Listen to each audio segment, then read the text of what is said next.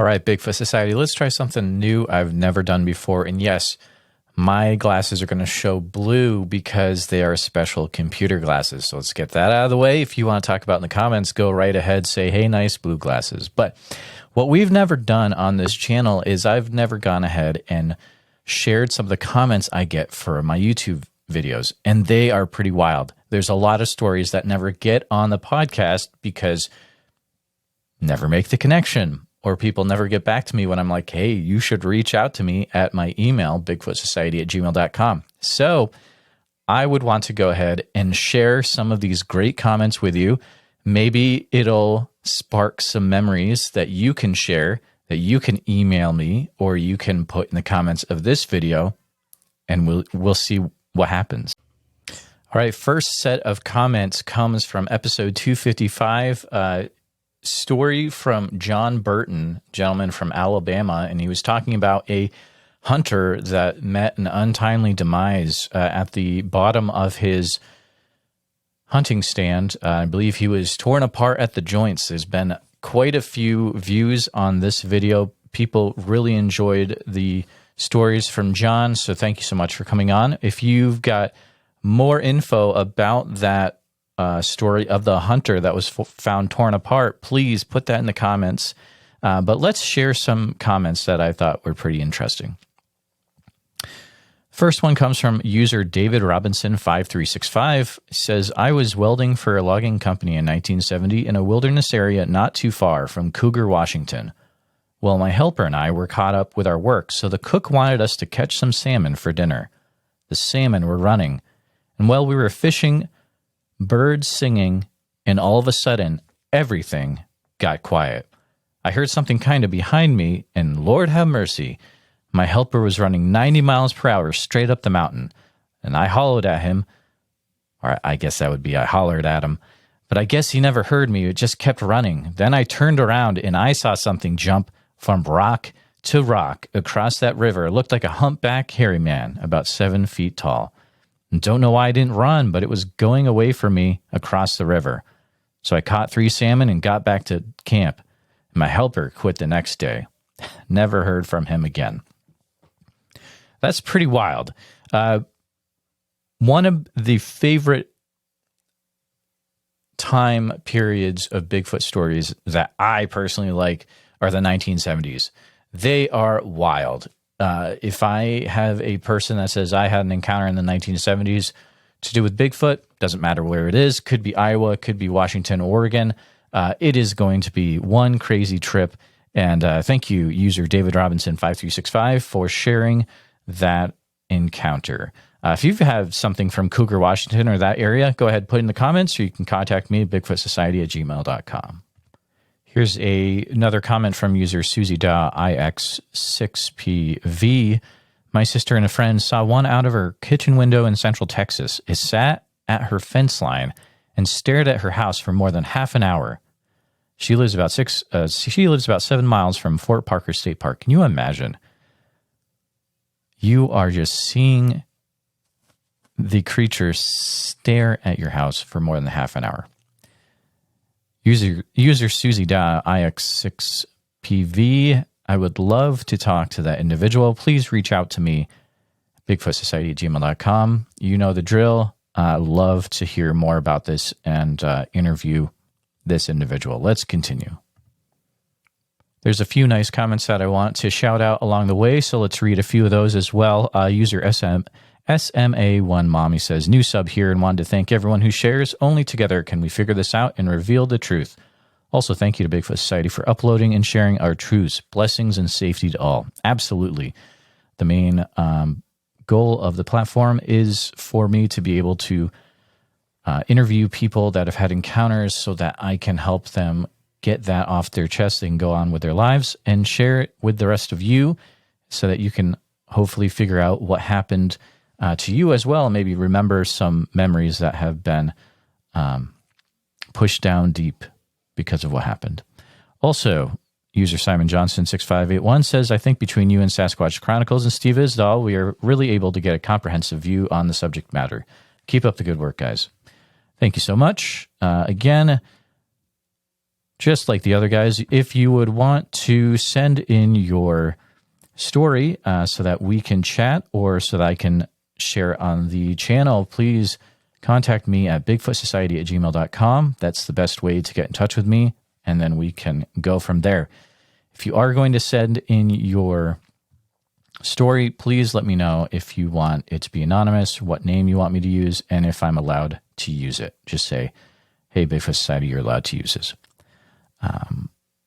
Here's the next comment I wanted to read. This just came in a few days ago on this video. User JLR8949 says, during the year 1971, possibly in the months of May to July, in the area of Pulaski County in Missouri, where Fort Leonard Wood is, that's a Leonard Wood, a similar incident occurred. They found an elderly lady that lived out in a forest area by herself, dismembered outside of her house.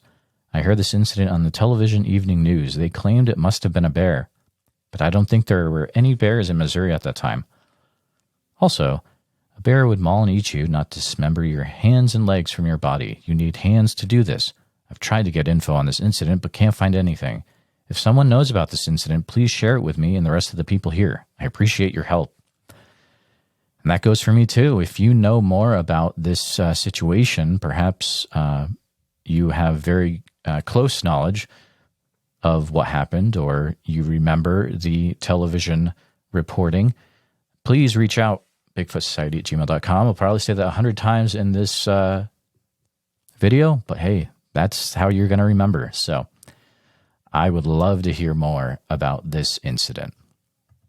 Moving on, the user Cajun1 for Christ 4545. Hello, my name is Shane, and I live in the Shawnee National Forest area in southern Illinois. My experience is quite vast. In all my encounters, I was accompanied. Stories that are really different from any that I've listened to on several channels. Maybe sometime in the near future, we can do a cast if you see fit. Jaw-dropping encounters. Well, I responded to your comment, sir. I would love to chat with you. Hopefully you hear this podcast episode and you reach out to me, bigfootsociety@gmail.com. I did reply to your comment, but didn't hear anything. And let's see, I've talked to Zach Sterick in the past about Southern Illinois. I'd love to talk to you as well, Shane. So please reach out. Let's see what's next. User Gregory Altman 4401. I live right where he's talking about, Northwest Alabama, and I had an encounter with one, and we locked eyes, and it jabbered at me as it slid down the tree. I got a very good look at it. It was like 5 feet tall and red. They can also run on all fours too. Sounds pretty wild. A little bit of that lines up with stuff I've heard so far. Gregory, you've had some interesting comments along the way. I would love to hear more from you. If you could reach out to me, bigfootsociety@gmail.com, and we could get a conversation going, hopefully have an interview. Any of these comments I'm bringing up, I would love to have an interview with any of you. That's why I'm bringing them up. Let's continue. Here's another comment I would love to be able to follow up on, but I'm waiting to hear back from the user Rhonda Williams 3437. I'm an hour from his sightings. I live in Wilkesboro.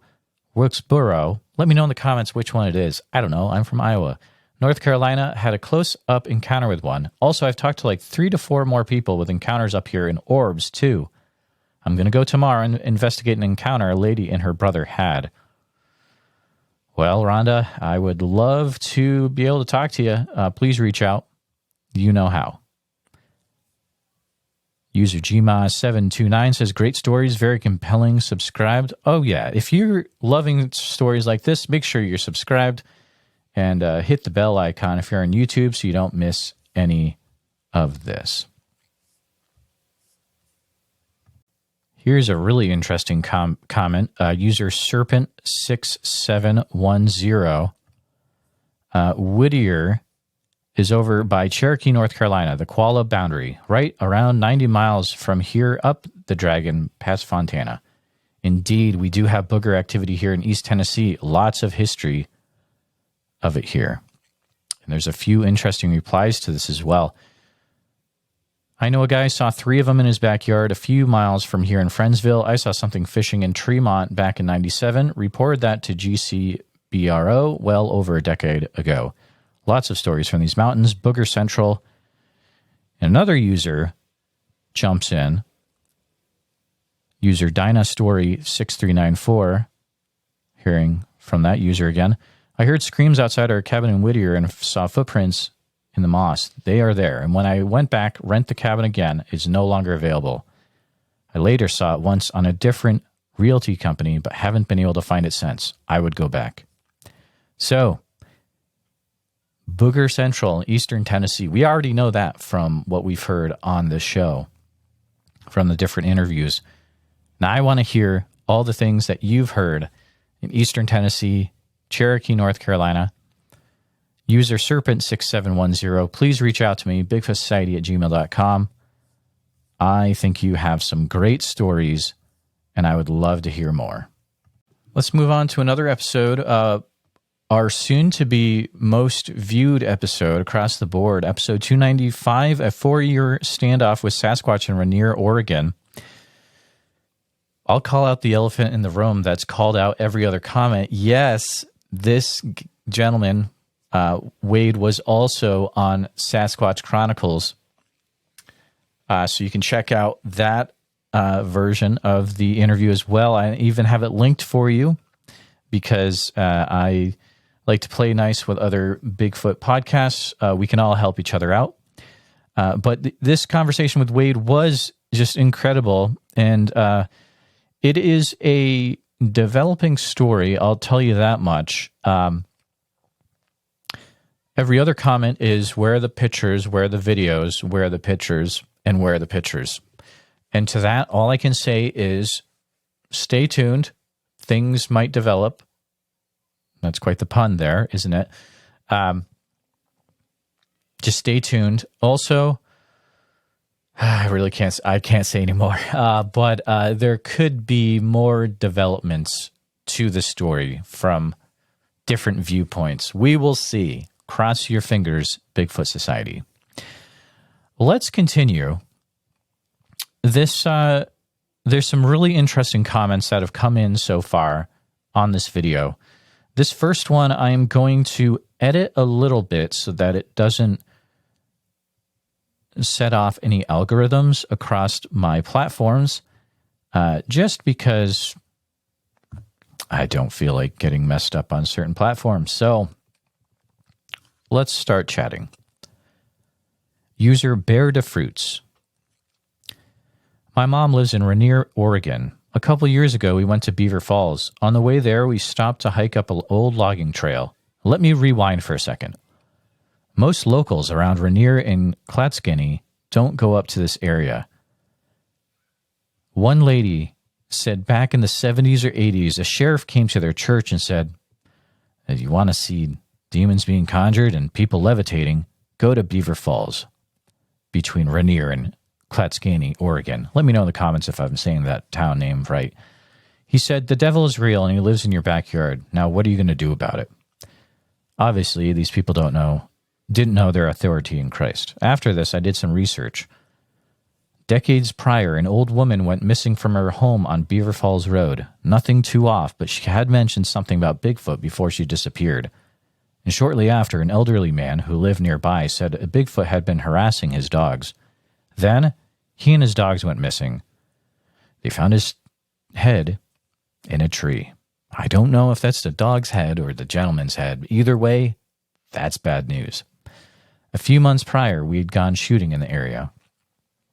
There were several dead animals on the clear cut.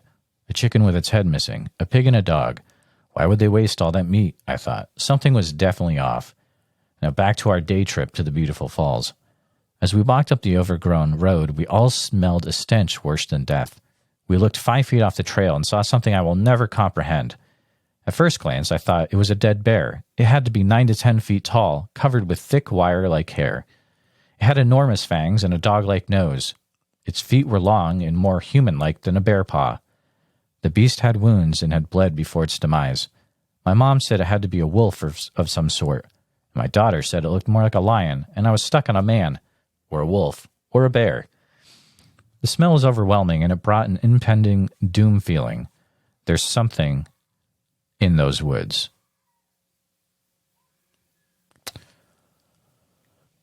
There's something weird going on in the Rainier, Oregon area. That just reminds me, there's a gentleman I need to reach out to who has a connection from Bigfoot and UFO in the Rainier, Oregon area. And I really wanted to chat with him. I hope he reaches out to me again. Sir, if you could reach out to me, bigfootsociety@gmail.com. I think I sent you an email back, but I haven't heard back yet. And if I haven't, I apologize. I get a lot of emails a day, guys, so I do my best. Let's continue. User Raider CBR 6.5 says, we often pulled into Rainier, Oregon to load lumber when I worked on tugboats. Tugboats. Okay, that was a weird pronunciation. That is what it is. The two Rainiers are 75 miles apart. There's a limited cab service in the area, so a few times I walked back to the boat late at night, and I knew something was following me on the other side of the creek. And being the 35-year-old from SoCal and a vet in 5 years on a fishing boat in Alaska makes you too stupid to know any better. So I took this 20-pound rock and shot-putted it into the creek where I heard the noises coming from. I never did see anything, but the amount of bushes and branches this thing displaced getting out of there was crazy. At the time, I thought it was real funny and did not give it a second thought.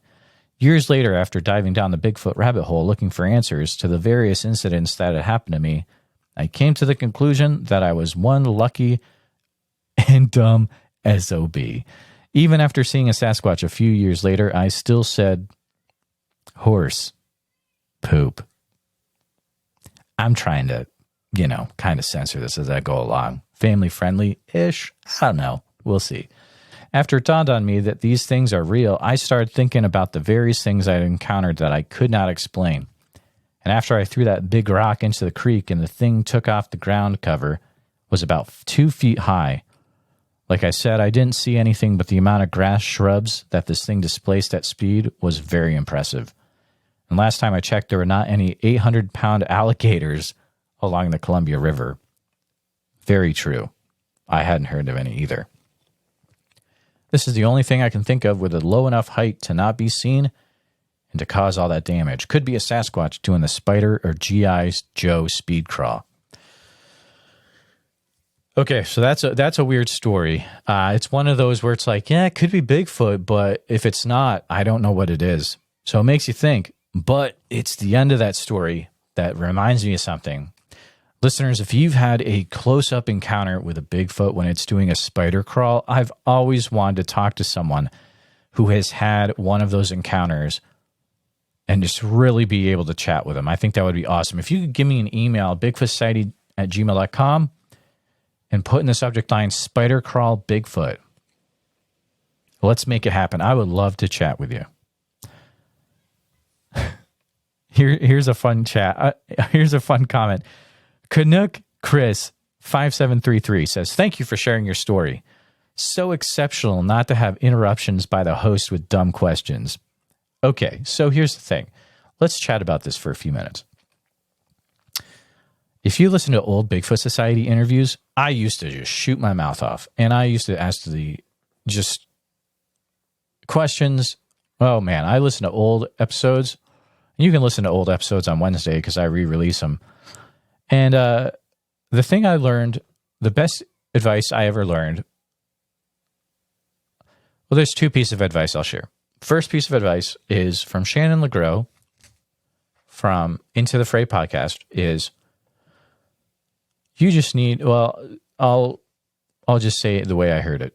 She didn't really say it too close, but it's the same thing. Kind of. So what she said was sometimes you just need to just shut your mouth and just listen for a long time to the point where you have to like even sit on your hands.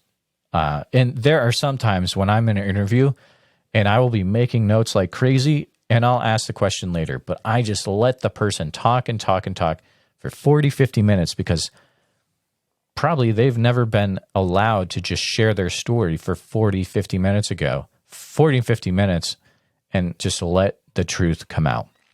So that's the first piece of advice. The second piece of advice is from Matt Pruitt, who I was able to talk to a few episodes ago, but this is from about a year ago.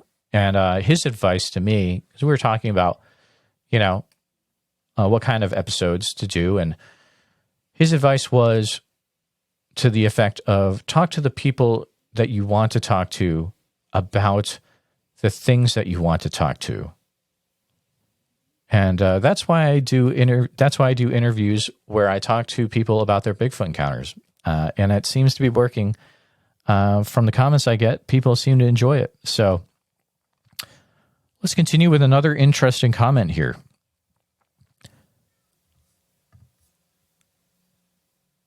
User Live Like Mateo 6951. Great interview. In a strange way, I can relate to this man. I too grew up in Southern California. My dad was also a Marine. Every year, our family visited the San Diego Zoo. The day my dad retired from the Marines, we bought a traveler and headed north, bought some land and settled in Oregon. It was 1977 and I had just turned 11, so about the same age as this man. I never had a Sasquatch direct sighting, but several. I'm being watched in flashes of something dark, tall, and moving through the deep woods while fishing the river and picking berries. And I moved back south at 14 years old, but lived back and forth to the Great PNC 3 times. I may move back up there again. It's amazing. And I had driven by the Trojan nuclear power plant in Rainier several times, so this story fits in my brain. Thanks for a great interview and podcast by both parties. Thank you so much. It's such an interest. It's fun when you see the comments where the interview jogs memories in their mind. I love that. I just dig it. It's very cool. And who knows what this individual saw? Perhaps they saw Sasquatch, but it was just too far out to the side that they only saw it as something tall, dark, and moving. Hard to say. Hard to say. Here's an interesting thing that I wanted to bring up. And this is actually, this user has been commenting on other videos as well. But I will put it up here. User Wan Paraf says, if you want to do an exploration, try Salmon, Idaho in the Sawtooths. I think that's the Sawtooth Mountains. Everyone in Salmon knows about them, abandoned mining camps with families of them, and the fact that they speak a spoken language that the government's aware of and studying, etc., etc. I haven't experienced them for myself, but I spent a good deal of time with a guy up there. It's a pretty famous artist, and I saw pictures that have me absolutely convinced. I even saw evidence of a juvenile getting into his trash cans, prints in the snow, scat that doesn't belong into any other animals. The stories I'm hearing here match so closely the ones I heard up there. This is me putting this out here. If you're a listener and you have had Bigfoot encounters in the Salmon, Idaho, or the Sawtooths, I want to hear about it. Send me an email, bigfootsociety@gmail.com. Put in the subject line, Sawtooth Bigfoot. And who knows?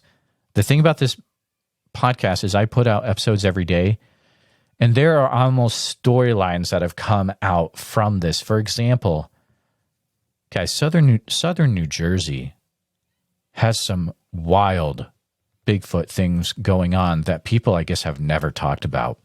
Because if you've heard the Swamp Dog episodes and how I talked to Jacob and how I talked to Dominic and others, there's some stuff going on in that Southern New Jersey, that South Jersey area, south of the Pine Barrens, that's just blowing my mind. And there are people I haven't been able to email back yet. I have to go deep into the email, and I apologize for that. But man, if you're in South Jersey around Vineland, you need to watch your back because Bigfoot is there. From what I've heard, it's intense.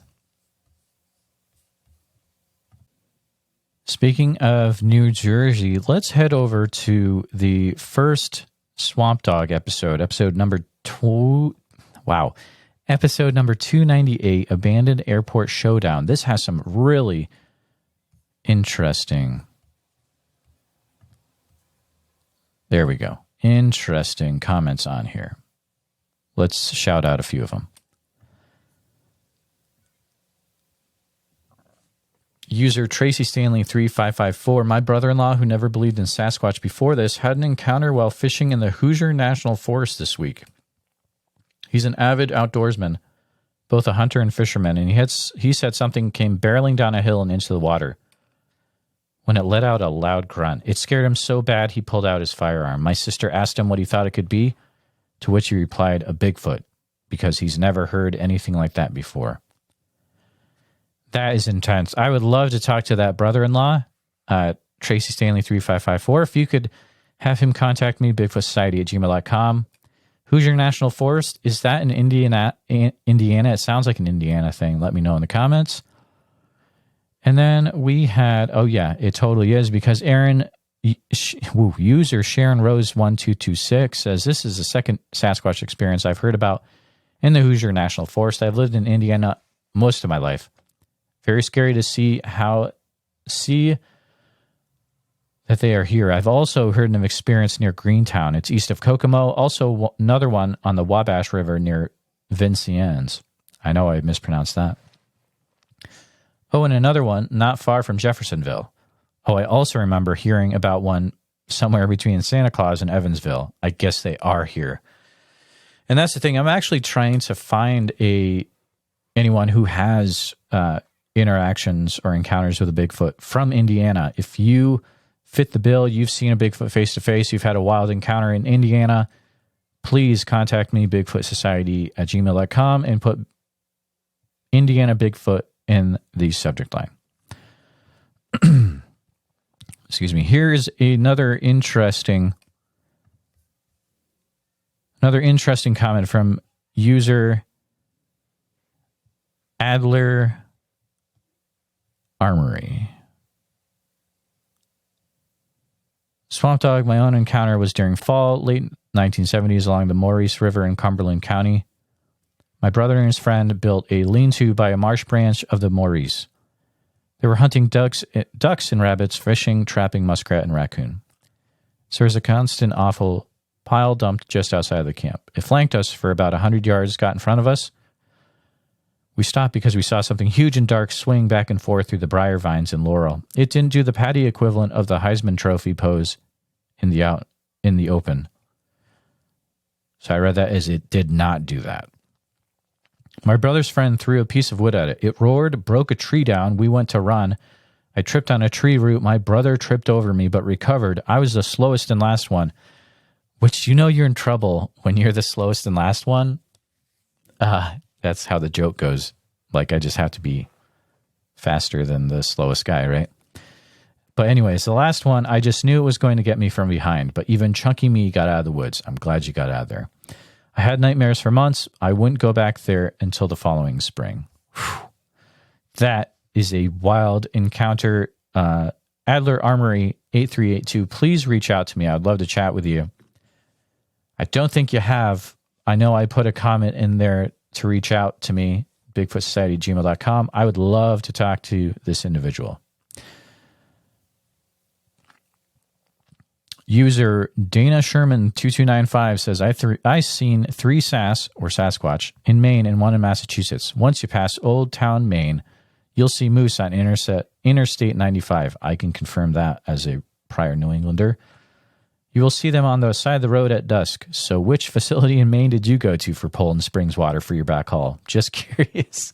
Thanks for the interview. I'm a truck driver also. User Dana Sherman 2295, I would love to talk to you too. I want to know where you saw Sasquatch in Maine, and especially in Massachusetts, since I grew up in Western Mass. I know there's some crazy sightings around the October Mountain area. And yeah, Western Mass. There's dragons and there's Bigfoot. Crazy stuff. Here's a good one. Actually, 2 interesting ones from user Michelle McGuire 8995. Oklahoma is a hot spot. That is true. And I love talking to people from Oklahoma. Like, a lot. So if you're listening to this and you have a great Oklahoma story, like an awesome, like face-to-face encounter, crazy stuff, please contact me, bigfootsociety@gmail.com, with the subject line, Oklahoma Bigfoot. Love to talk to people about LaFleur County, Area X stuff. Even if you are the witness that hasn't come forward yet, where you were involved with the siege at Honubby, I would love to talk to you. I would really like to. I know that a lot of people involved with that will never talk about it, but hey, it is out there in the open now. If you are involved and you'd like to chat, please send me an email. You know the drill, bigfootsociety@gmail.com. Let's move on to episode Joe, the Sasquatch Whisperer of Mississippi. This is a fun episode. It's one of those wild episodes I just love, and I just say, hey, let's take the journey and see how we can help people that are listening. And there were some interesting comments for this episode. For example, user StarJunkie5328 says, when they want you to leave, it usually begins with rock throwing, tree shaking, and then the whoops. When they whoop, you best leave. This gentleman is very knowledgeable. I've had encounters since age 8. I've even had twin young females as friends beginning at 8, but then we had to move because of a traumatizing event I witnessed from them. My family knew nothing of them, and I had no other friends but them. We were new to the area, a mountainous area, and I was very lucky to have them to run with after school. This is a whole 11-month story, but I've been amongst them in some way or another for over 50 years. Once you have encounters with them, you have a very good chance of encountering them often. In my case, I now have another habituation for quite some time now, and I feel they are more my family than my own. There's so much to these hairy humans, but not all Sasquatch are created equal. The military knows just about everything about them. They do not want us to know about them for a very good reason, and it has nothing to do with logging, etc. I enjoyed this guest. There's a lot to unpack there. Star Junkie, I would love to have you reach out to bigfootsociety@gmail.com. Please. Sounds like you have an incredible story to share that could help a lot of people. So please reach out to me via email. And I'm curious what the listeners think of. Do you think the military knows about Sasquatch? And why do they not want us to know about them? Most people, including myself, assume that has to do with the logging industry. But you think that there's something else going on. So I'm curious to know what people think in the comments. And also, Star Junkie, what you think as well. Here's another interesting comment as a reply to this one. Melissa Montgomery 3399 says, I'm not an authority on the subject, but to paraphrase someone else's comment from another channel, bad for tourism. How much of our DNA do they share? Would they become a protected species? What would happen to our national parks and state parks? Would they become endangered species? What kind of rights would they have? It's pretty wild. Let me know in the comments if you think any of those would happen. I could see a few of them happening. Also, let me know what you think of if Sasquatch have human DNA. Why not? Let's just throw that out there. Let me know what your thoughts on that are there. And again, StarJunkie5328, you can go ahead and please send me an email. I would love to chat with you. Old Bear's Den 9819 says, boogers will kill you. Stay away. They want nothing to do with you. Leave them alone if encountered. Walk back out the way you came. Do not run from them as they are faster than you. They know when you're around. They can smell you and hear you as soon as you get out of your car. Let me know in the comments, do you agree with this, where it's a totally aggressive creature, or perhaps it's a thing where sometimes you've got aggressive versions and non-aggressive versions? What do we think? I'd love to hear in the comments. User Kevin Lentz 9545, which usually has some great comments. I appreciate you. Says, if they want nothing to do with you, why do they come up to houses and slap the sides of the house? Why do they come up to look in windows and at times try to coax children to come outside? Not busting on you, just curious. Yeah, it's a valid point. Joseph Flippo 1243 says they watch people like people watch fish bowls. And to which Old Bear's Den 9819 replies, we are entertainment. They laugh at all the stupid stuff we do. Now, there's something to that where, I've gone out on a few expeditions and evoke or provoke the curiosity. Act like just a normal human, but maybe play a musical instrument, maybe play video games, so that creatures in the woods are curious as to what you're doing. Shout out to Teheramas.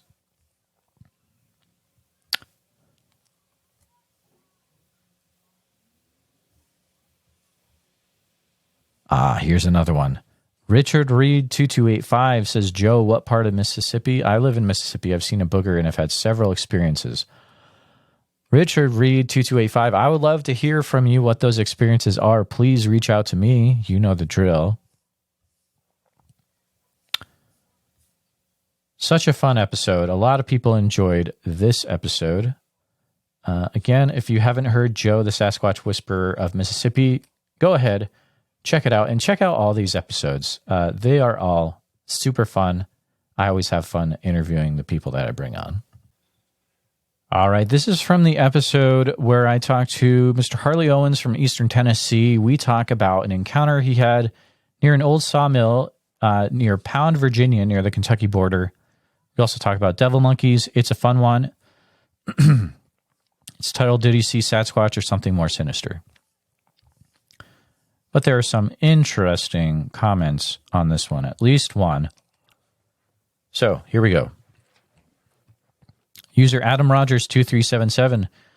Awesome upload. Thank you, Harley, for sharing your experiences with everyone. I, for one, appreciate it. I personally know how tough it is to talk about these things. I've had 4 experiences with walking wolves, and one was with my 15-year-old daughter. Now, that scared me because of my daughter being involved, I would guess.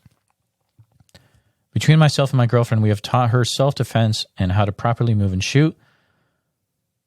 She's taken martial arts and such. Anyways, I never thought I would see one, let alone my daughter. My girlfriend has had some experiences herself. Therefore, we carry always everywhere when in the woods, naturally when hunting, fishing, but also when hiking or just messing around with our remote control rock crawlers and trail trucks.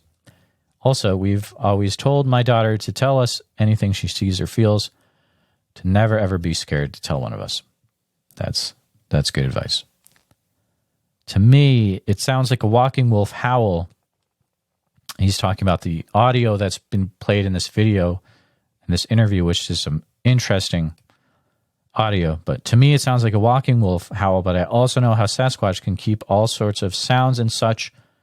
Personally, never had a Sasquatch encounter. All of mine were walking wolf encounters, seeing weird crap in the sky and paranormal things. My girlfriend has had a couple Sasquatch encounters with her dad and brothers, hunting in Alaska, and while fishing up in the North Carolina mountains.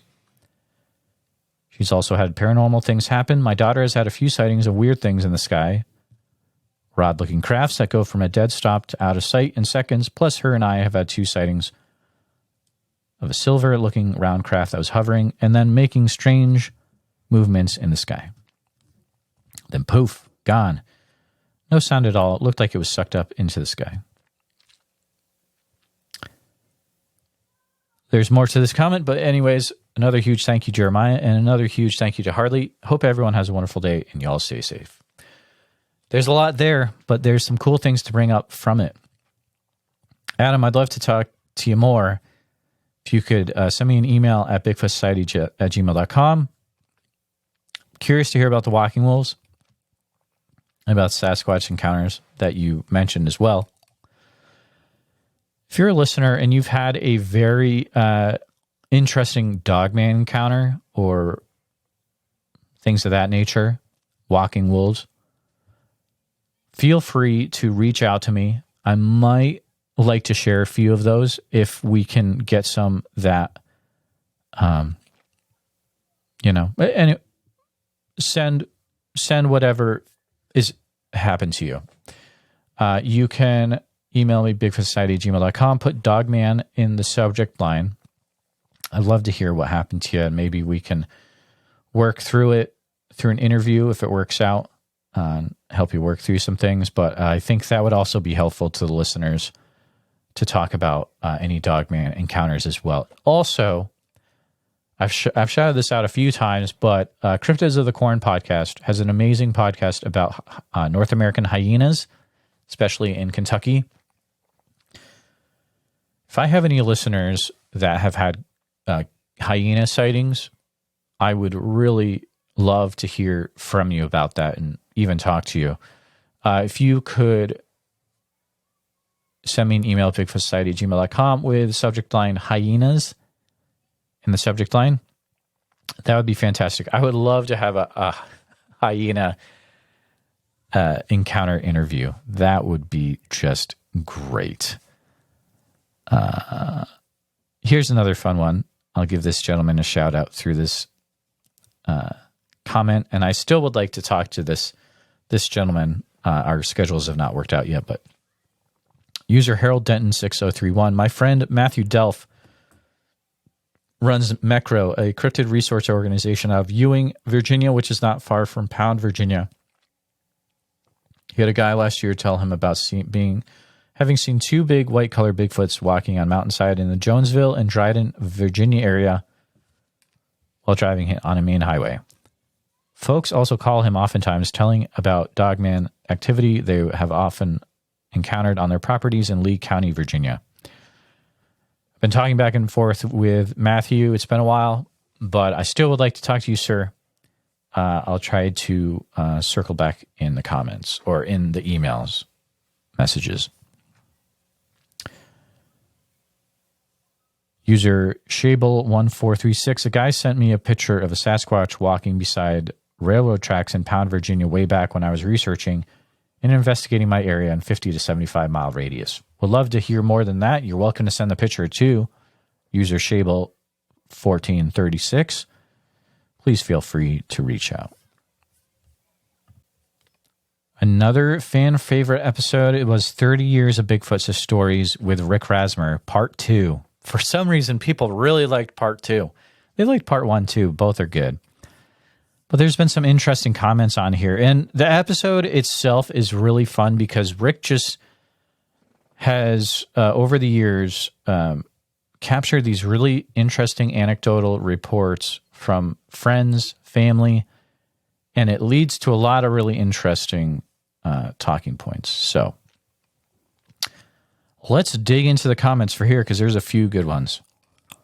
User Brandon Blaine 674 says, I can relate to this, and I live in Walla Walla and had a very strange encounter up on Tollgate Mountain, which is just south of Walla Walla, and the Blue Mountains as well. I love this upload. Thanks. Brandon Blaine 674, please reach out to me. I would love to hear more about what your strange encounter was. I really would. User Jessica Jessica L085. I went to Arkansas every summer near Tennessee to stay with my mama and papa. One day, about halfway into my stay, my mama, and I know I'm mispronouncing that, and I apologize. Help me out in the comments, guys. My mama asked me to go down to the garden to check the vegetables as she had a critter picking a few veggies off. It's early in the morning, about 7 a.m. The sun is bright, and as I reach to the top of the hill, I see down into the valley this giant bear standing upright, steps over the fence around their garden with its hands full of tomatoes and lettuce. I'm frozen. I've never seen a bear in real life, and definitely not this large. It turns around when it gets to the tree line, and I feel my breath leave my body. Fear gripped me, and I could not move. It was almost as if this thing had a control of my body. The look on its face was evil and anger, almost offensive. As soon as I could run, I ran to the house and told Papa what I saw. He took me down there, made me go.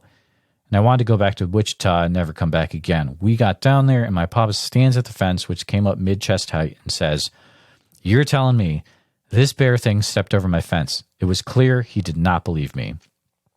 Mama, however, did believe me. She had a story of her own about a hairy paw print the shape of a human hand, but 12 inches tall on her back door as a teenage girl. So Mama didn't make me collect vegetables alone after that, but Papa was less convinced still. I will never ever forget that day. I'm 38 and still can remember the way I felt. It gives me chills. User Jessica L085, I would love to chat with you about that, and I would guess you probably have other things to report as well. If you can give me an email, bigfootsociety@gmail.com, I would really love to chat with you about this encounter. It sounds absolutely fascinating. The last episode we're going to go through in this episode for comments is the one about Bigfoot sightings in Wrangell's St. Elias Park in Alaska. It knew I was trapped. Alaskan Rainforest Sasquatch. There's a few. I'm going to read a funny one. This is from user Justin Vanderwende. Jeremiah, I like how this is a podcast about Bigfoot, but it's like somehow soothing at the same time. It's like you found a way to combine Bigfoot with ASMR. Wow, I messed that up. Dang it. A way to combine Bigfoot with ASMR. The way that you respond to these guests is like how a therapist would respond to someone talking about their feelings. Well, I try to make it so that, I guess it's helpful. So thank you. And I guess I have a good voice for it too. That's what people tell me. I don't really know. There's a comment I want to reach out to someone using. User Jellycat149. I had an 8-hour encounter with 2 of them in the open and saw and heard them the whole time. And while this user didn't really like this episode, I still would love to talk to Jellycat149 about their 8-hour encounter with 2 of them in the open. Please reach out to me. I would love to hear what happened. User Tina and Bobby, great show. You need to reach out and have Fred Rule from Subarctic Sasquatch. Great guy, has a lot of crazy encounters in Alaska. I get a comment about every other day saying I need to have Fred on, and we are working to have that happen. So stay tuned. Make sure you're subscribed. Hit the bell so you don't miss out on any interviews. We are going back and forth. I'm trying to reach out currently. So Fred, if you hear this, let's make it happen. I know we already have each other's phone numbers. User Danny RG4II. This channel is a top 4 BF podcast channel from an expert BF podcast channel watcher. I appreciate you, Danny, that you are nice enough to tell me that I am in your top 4. We'll do this again someday. This is kind of fun. Let me know in the comments if you liked me going through and sharing certain comments and encounters from the comments. Let me know if you like this. Also, I'll take some time just to share that I know every once in a while you hear me say to the moon or we're going to the moon. Guys, I do not do this full time. This is not my full-time gig, and I am talking to people every day because I want to make the best experience, get the information about Bigfoot and Bigfoot encounters out there to the world, help people work through their issues, share what they saw, help them get it off their chest, help them be able to sleep at night. So I'm not full-time, but we are working towards full-time. If you would like to help out, there are a few ways that you can help out. The free way is to subscribe, to hit the bell icon, to watch and listen to the episodes when they come out. Even if you have to hit play on the episode and you have to do other stuff, maybe just leave it and come back. That's fine. I'm not going to stop you from doing that. If you're just a YouTube listener or watcher, be aware there's an audio podcast as well. Please go over to the audio podcast, and make sure you're subscribed and you listen over there. It really makes a ton of difference. We are working towards getting full-time. Another way that you can help out, and if you'd like to hear episodes that are ad-free, I get a lot of feedback that you tell me that the episodes on YouTube have a lot of ads in them. And I hear that they have ads in them so that we can work towards getting full-time. And a lot of people will not be interviewed unless you go to them directly. So if you're able to support the Bigfoot Society podcast, it helps you get more interviews and content to watch and to listen to. So you can become a YouTube channel member by hitting the Join Channel Member button, or hit the Join Channel button on the channel. And you get to have episodes early and you get to have episodes without ads. You can also go to patreon.com/the Bigfoot Society. You also get episodes free and ad-free and early over there. And there's also a Discord community, and we do fun stuff like we have watch parties where we watch movies. It's good stuff. You get a membership card on the Patreon as well. So if you would like to have a Bigfoot Society membership card, that's where you want to go. Anyways, those are the ways you can help. Also, one last thing. Take a few minutes and share your favorite episode, or every time you listen to a Bigfoot Society episode, if you can share it with a person, send it to them in a text, send it to them in an email, send it, to your Bigfoot Facebook group, or just anywhere on the internet. If you can share an episode, most of our traffic comes from people sharing the episode. You have no idea how much that helps out. I appreciate you all for listening. You guys are great. I wouldn't be doing it if it wasn't for you. I'll see you next time. Thanks for listening to the Bigfoot Society podcast. Did you make it through this episode and you're looking for more Bigfoot Society to check out? Well, I've picked out a specific episode for you to check out. It is the Rainier, Oregon, I Just Want These Creatures Off My Property episode, and it's one of our most popular. So check it out right there. You're going to love it. And there's more coming to the story, so you really want to go and listen to this one so you are up to date when we'll see. But talk to you guys later.